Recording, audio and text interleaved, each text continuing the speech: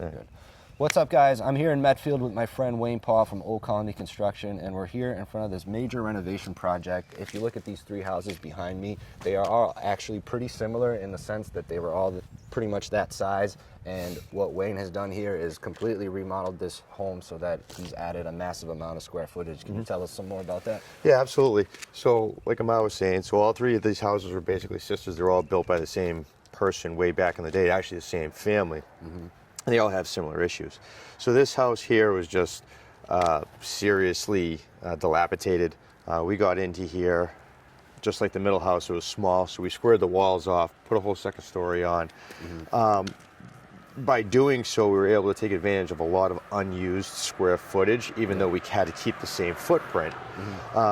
So we were actually able to pick up about another 600 to 700 square feet simply just by squaring the walls off and going up. What does that mean exactly, squaring the walls off?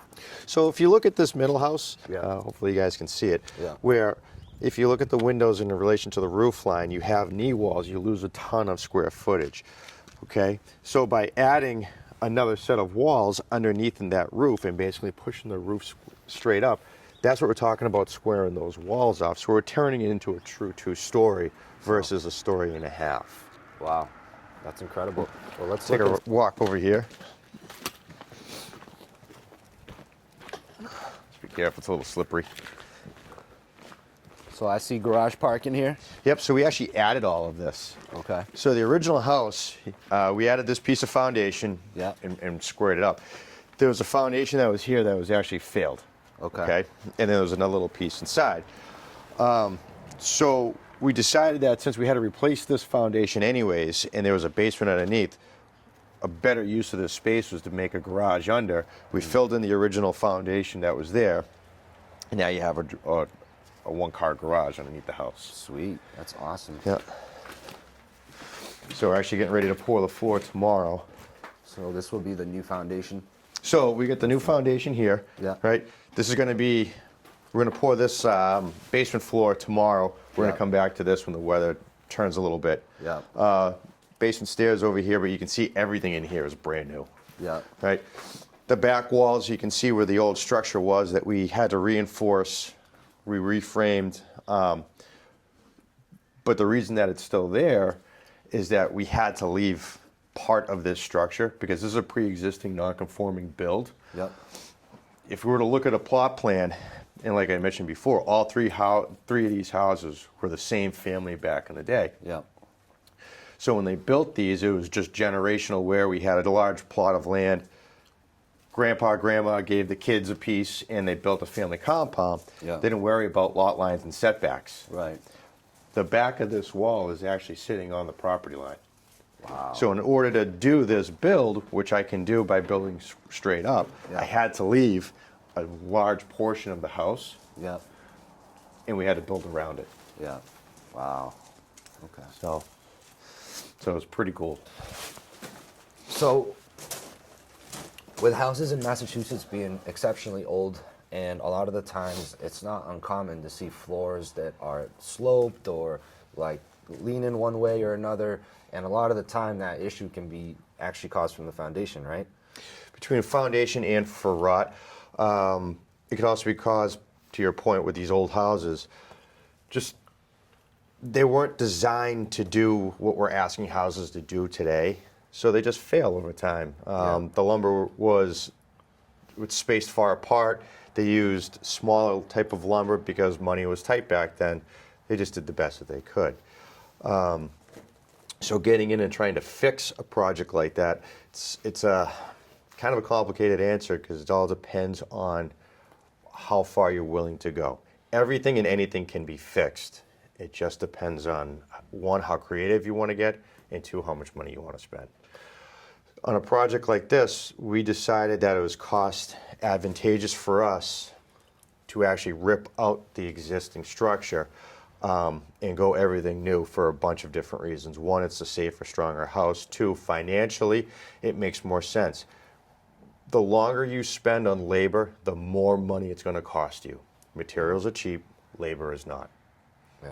So, and if you're going to weigh out your pros and cons, what I've found is people always get stuck up on, well, materials are so expensive, it's going to cost me a fortune by asking your contractors to try to fix something that's a challenge and it's super labor intensive. It's always going to cost you more in the long run. I think I learned the hard way in my own experience that we often underestimate the labor cost when we're trying to figure out the cost of a project. Yes. I mean, speaking for myself, I definitely have.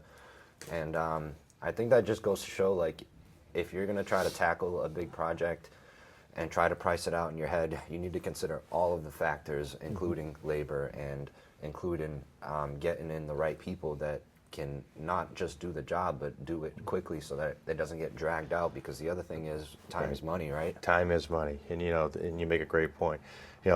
Just remember that trying to take a shortcut will always cost you longer and more money in the long run. Yep. That little tiny garage shed thing Yep. spans both sides of the river, so we're rebuilding that as That's well. cool. What is that, a chicken coop? No, it was an old garage. Oh. It was an old garage shed, but because it's spanning a river, Yeah. if I take it down, I can never put it back. Right. So we're going to rebuild it Yeah. and repurpose it as a shed. Nice. Yeah. Dope. Yeah, it's cool. Cool. Yeah, you can see the river over there. Oh, that's beautiful. Yeah. You got the little playground.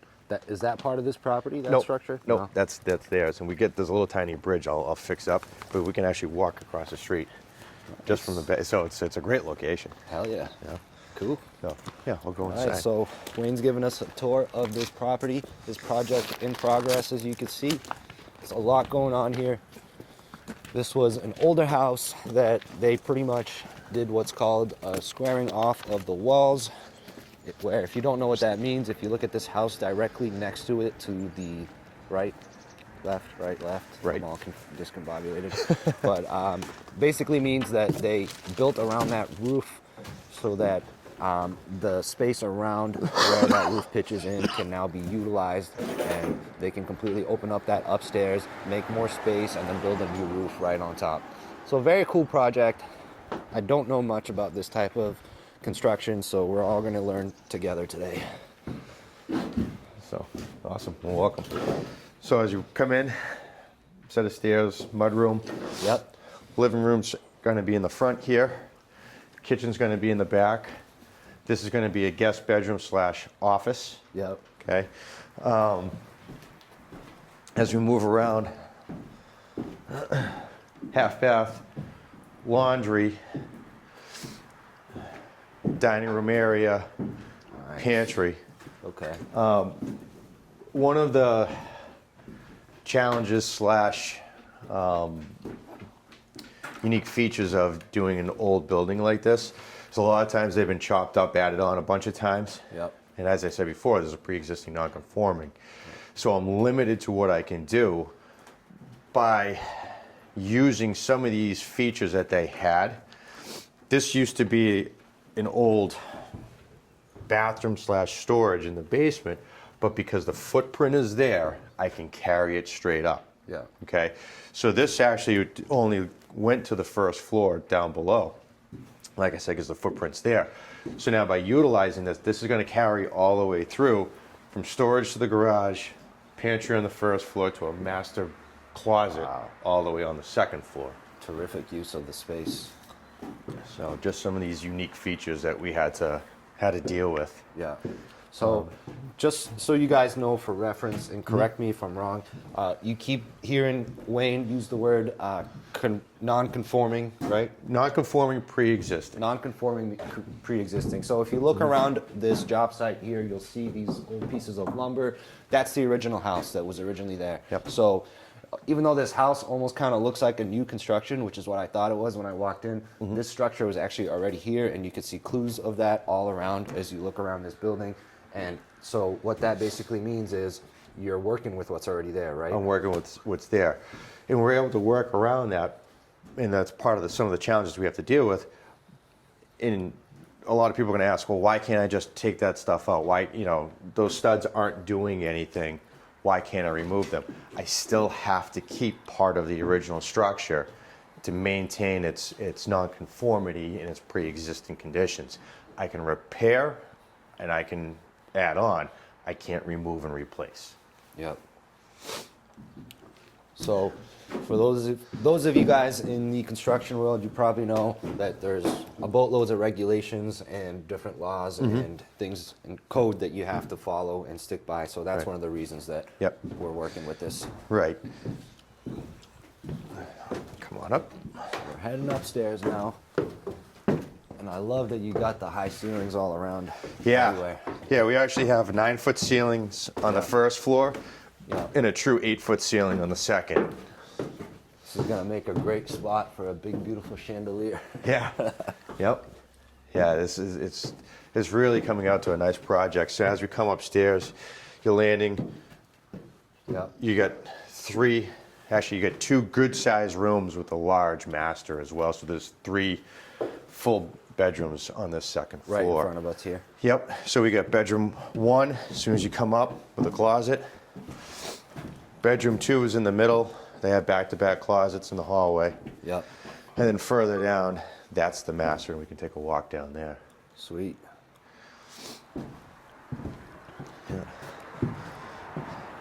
As you come in, we got the main bathroom for the house, or the kids' bathroom. Nice. Right over here. Beautiful. Yep. And as we come down, this is the second bedroom to my left. Little linen closet.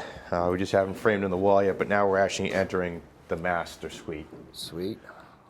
So, All right, let's as, check it out. yeah, as we come in, master bath, walk-in shower, vanity. We have our water closet for our toilet. Nice. And as we come in, here's our master suite. Beautiful. Yeah. As you can see, we vaulted the ceilings. Yep. Just gives it a little bit more room. And as we talked about before, having that unusual bump out in the back from the beginning, we're now able to carry that straight up, and we're going to have a beautiful master closet. Wow. That's awesome. You guys made such great use of the space. Yeah, thank you. Love the big windows, vaulted ceilings. Yeah, thank you. It's been a fun project so far. Yeah. So cold, can barely hold the camera steady. One of these days we're going to do a project where it's warm. Yeah. Just to wrap up this video, we want to talk about some of the challenges and different things that Wayne had to deal with this project that ultimately they overcame and they continue to overcome as they finish up and wrap up this beautiful project. It's kind of crazy because as you go through these things, either it's like a small fix and flip or a job to this magnitude, everybody always thinks it's about like the design and the making the space look cool and making all the money and all that kind of stuff. But really, in my opinion, what it boils down to is problem solving. These projects present you all kinds of very unique problem solving exercises, and that to me is really what it's about, is getting comfortable dealing with these issues on the fly, thinking creatively to solve different things, and that's what this guy does. So Yeah, thank you. Let's check it out. Yep. So, Ahmad, you make some great points. So, it is all about problem solving on these projects, and it's truly a challenge, and it's one of the things that we really enjoy doing. The space that I'm in currently, you'll see down below, this was actually a concrete slab. It was poured over the existing foundation. The story, from what I've been told from the neighbors, was that they tried to build on this generations ago and ran out of money, stopped for whatever reason. So how we ended up with this is we happened to be working on the project one of the days that it was raining, and water was pouring through the concrete slab, which presented us a major problem, because how do I now make this watertight? Yeah. It also rotted out a big portion of the sill that was holding up the original gable end wall. Wow. So I was presented with multiple problems. Yeah. So we come in, and water was just pouring Yeah. through here. Yeah. And we're like, fuck, what are Yeah. we going to do with that? You know, it's leaking all through here. So Yeah. because this is a foundation wall, Yeah. now I was able to talk to the town, and they agreed that this is the footprint. Yeah. This was just a cap. Yeah. So by doing that, we just framed over this, because to take this down would be a giant pain. Yeah. Go up off of this foundation wall, and that's how we're able to end up with that entryway. So you guys really had to do a little bit of mental gymnastics to work with this. That's an understatement, as well as even back in here. Here was a little bit of an easier sell, because I was able to show them, hey, this foundation was junk. I gotta fix it. Yeah.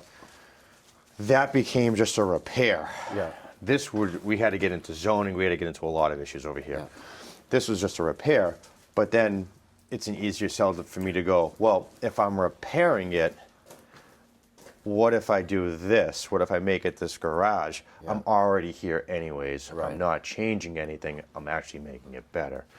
I was able to navigate with the town and prove to them, because I already had a foundation that was existing, it was part of the original footprint. We went back and forth, and I was able to work with them, and they allowed me to be able to bump out the front of this house to cover the cap and cover that piece of foundation. That way I could guarantee it would not only be watertight, Right. it'd also be structurally sound, because I still had to get into the repair. Right. So to your point, these projects really do present themselves with some unique challenges and things that even when you're looking at a project like this, you wouldn't even have dreamt of running into issues like this until you find them. Absolutely. And like I said, I think that that's what this is all about.